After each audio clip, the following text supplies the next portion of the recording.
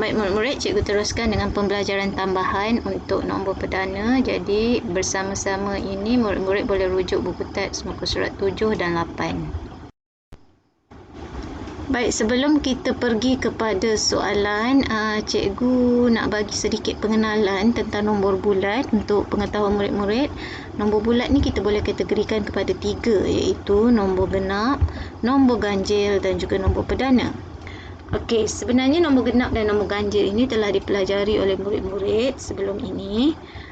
Apa itu nombor genap? Mari kita ulang kaji semula. Nombor genap ni nombor yang boleh dibahagi dengan 2 tanpa baki. Ini contoh-contoh nombor genap yang cikgu beri. Apa itu nombor ganjil? Nombor ganjil ini berlawanan daripada nombor genap. Kalau nombor genap, kalau kita bahagi 2 tiada baki. Nombor ganjil kalau kita bahagi 2 akan mempunyai baki. Contoh-contoh seperti ini. Nombor genap dengan nombor ganjil ni selalunya ia berselang-seli. Contoh, sifar nombor genap 1 nombor ganjil, 2 nombor genap, 3 nombor ganjil, 4 nombor genap, 5 nombor ganjil, sehinggalah seterusnya. Contoh, 3000 nombor genap, 3001 nombor ganjil, 3002 nombor genap dan sebagainya.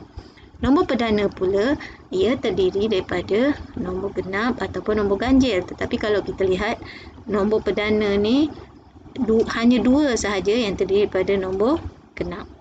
Kebanyakan nombor perdana adalah nombor ganjil.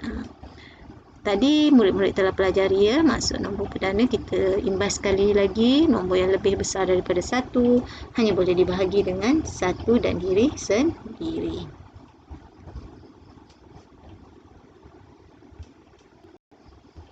Okey, yang ni tadi seperti yang murid-murid telah belajar. Kalau dalam petak 100, murid boleh juga rujuk buku teks muka surat 7. Ada petak untuk nombor perdana. Kalau sehingga 100 tu ada 25 nombor perdana. Ni yang warna kuning ya. Jadi sekali imbas kita tengok kenapa nombor 1 dan 25 bukan nombor perdana. Kita tengok tadi syarat nombor perdana. Mesti lebih besar daripada 1. Jadi 1 bukan nombor perdana. Dan kenapa 25 juga bukan nombor perdana? Kerana 25 ini ia juga boleh dibahagi dengan 5. Jadi ia tidak menepati syarat nombor perdana. Okey, kita ini buku teks muka surat 7 murid-murid. Mari kita lihat contoh soalan di sebelah ini.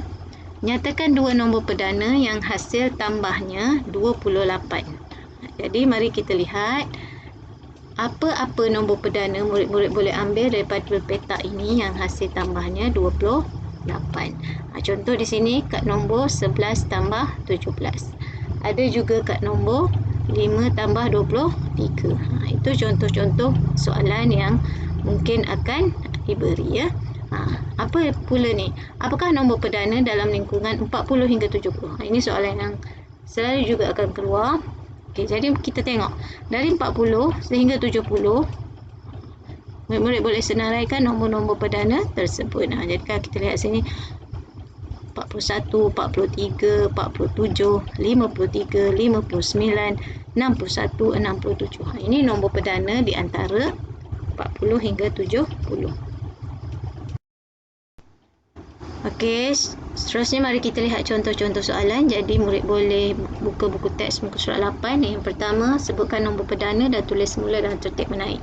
Jadi dia ada bagi senarai nombor. Murid perlu pastikan sama ada ia nombor perdana ataupun tidak. Boleh rujuk di sini dan tulis semula dalam tertib menaik. Bermaksud dari nombor kecil sehingga ke nombor yang lebih besar.